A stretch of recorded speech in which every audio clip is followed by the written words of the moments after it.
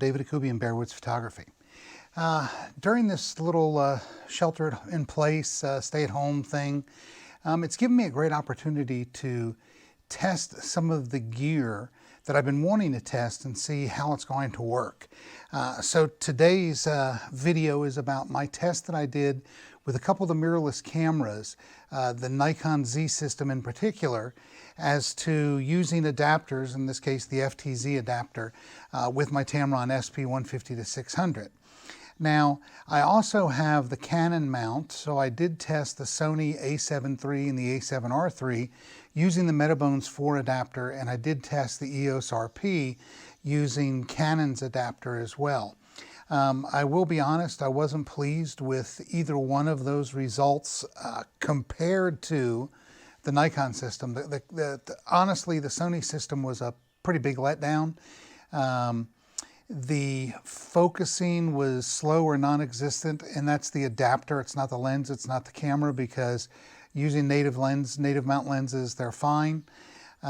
So I'm just writing it off to the Metabones adapter, and it's not a system I would use to photograph the birds in the yard.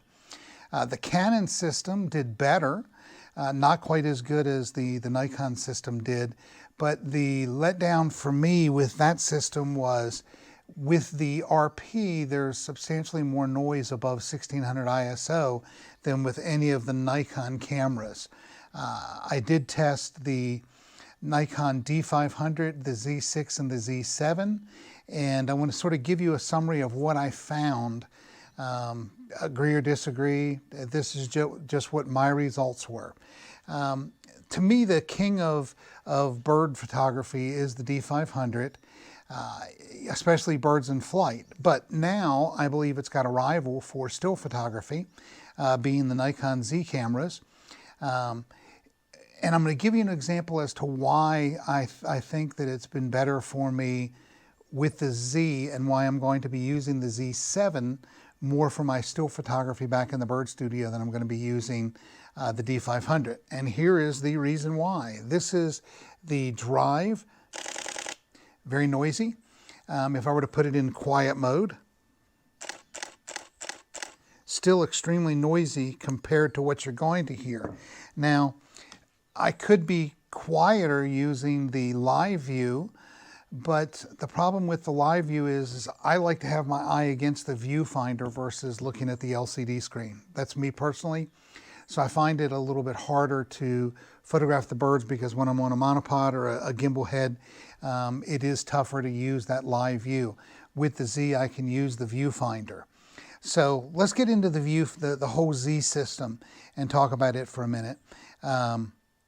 What I really liked is using that full frame gives me those bigger pixels. The Z7, the only difference between the performance of the Z6 and the Z7 is I'm going to be cropping them, and I'm going to tell you a little thing about that in just a second as well. But when you start cropping the Z6, you're losing more pixels. With the Z7, I've got a lot more room to work with. So I like the Z7 better simply for that reason only. What I did was I went ahead and I moved it to DX mode. So I'm reducing the sensor size by about 50%. And I'm going to be cropping it anyway. So I wasn't really worried about losing those pixels in the crop, and that's going to be a big point of contention with people. Why not just crop it afterwards? Why not do it, in the computer versus that? You may miss something. Well, I'm not going to miss anything, honestly. My poles are far enough away, my posts are far enough away that it didn't affect it at all. What I did gain was by using that crop sensor, I'm seeing more realistically what I am going to be getting when I photograph, because that crop is automatically there. And I'm even cropping it probably 10 to 20% beyond what the DX sensor crop did. So that was a big factor. Another part of it was in the FX mode when I'm using single point focus. Even looking through the viewfinder, it's hard to make sure you've got just the eye. It's just such a minute point that you're moving. Whereas when you're in the DX, DX mode, the single point focus covers a little bit bigger area because you've reduced the size of the sensor.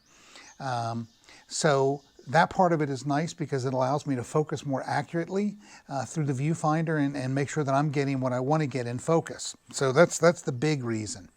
The other big reason is I let you hear that noise over here. Too noisy. When I'm photographing some of the warblers and vireo and indigo bunnings and other stuff that come in, even in the quiet mode, they hear that noise and they do fly off. So with the Z system, I'm going to turn it on, come over here, and right now I've got it in silent mode is off. This is the noisiest it gets.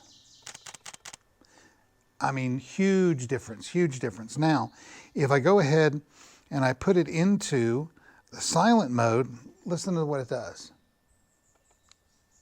You don't hear anything. That's just it. That is exactly what I like to hear about that. Or hear when I'm photographing is nothing. The birds don't hear anything. I don't hear anything. They don't fly off.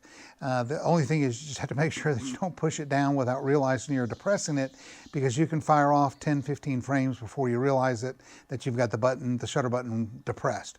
So that is the big reason that I chose and am going to be choosing the Nikon Z7 for my bird studio photography, is simply getting those big pixels and the absolute silent shutter that is on here.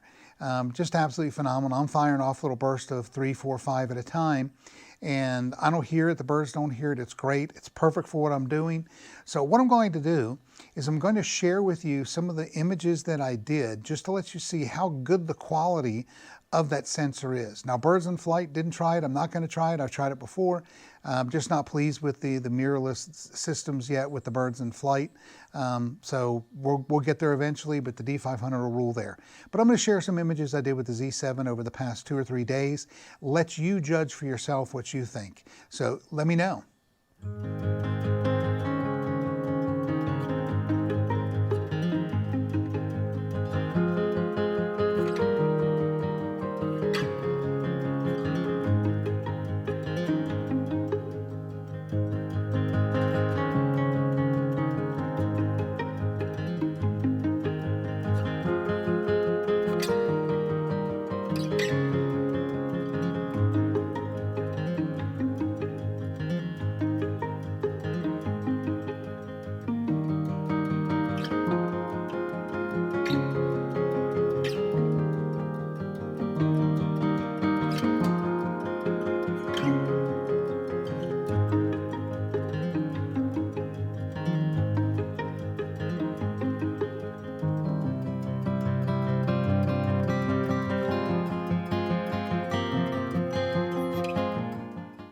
So hopefully you enjoyed looking at the images. I enjoyed making them and enjoyed sharing them with you.